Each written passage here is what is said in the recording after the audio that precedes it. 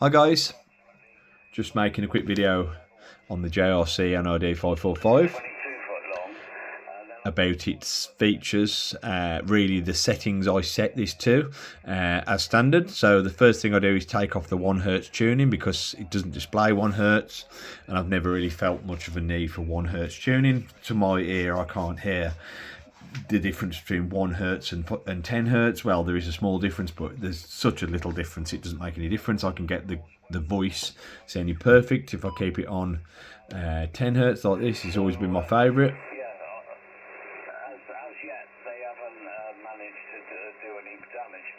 I've never really felt the need for 1 Hz tuning, but it does tune in 1 Hz. It doesn't display 1 Hz, but it does 1 Hz tuning, which is 10 pulses equals 1 Hz, or 10 touches of these equals, 10 pulses equals 10 Hz, and then it changes, the 10 Hz changes, or 10 of these changes. Oh, hang on, I'm in the wrong mode here.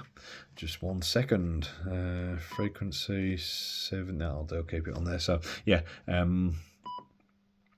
like I said, these here. So now they do 10 kilohertz.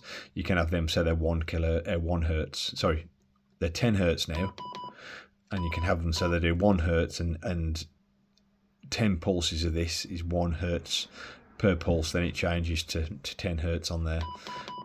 But like I said, I don't find the need for that, so I changed that straight away. I turned that off on this. Second thing I do, I put the peak hold on the meter because I like a peak hold. I've got it on the icon. I think you can turn it off on the icon actually. I think you can turn it off on the icon. Just 1 second, I'll try. Yes, it's there on the icon. Like, these two radios are so close to each other in the design. It's yeah, they're very close to each other's design. This is better looking in my opinion. Anyway, so I turn the peak hold on because it doesn't come on. You can have a bar, just the first bar that's the peak hold as the signal, or you can have like the 525 is just the bar moving up and down, or you can have it filled like this, or you can have it like I've got it peak hold, so I turn that on because I like that. The next thing I do, if you note on these radios, if I go to 100 kilohertz, and that's where they normally stop, you have to turn it on. What do you do now? You turn it on and you hold down kilohertz, I think. That's right. So you turn it off, and when you turn it back on, you hold kilohertz down, and it goes and it tunes all the way down to 30, I think, or 10. Yeah, what's that on there? Just a bit of a... There you go. So it tunes to 10. So it tunes to 10 Hertz.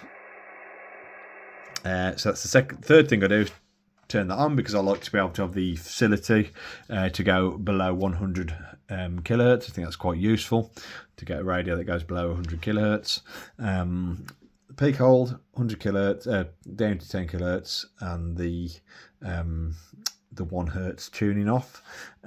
Is that it? I think that might be it actually. I think, oh, and I program my channels in because I do like to use these the channel selector to whiz through my my bands. As you can see, these are my favourite channels and the start of some of the bands and stuff. So yeah, I program a bunch of channels in. I think that's it. And I changed the filters as well, but I don't think I've changed the filters. LSB. I think I've changed the filters back. That comes at 2.7, which there's no difference between 2.7 and 2.4 to my ear, so I put it up to 2.8.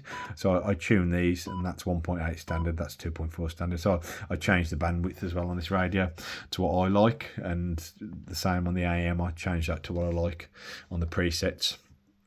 I do that pretty standard with most of my radios. Oh, and the AJC as well.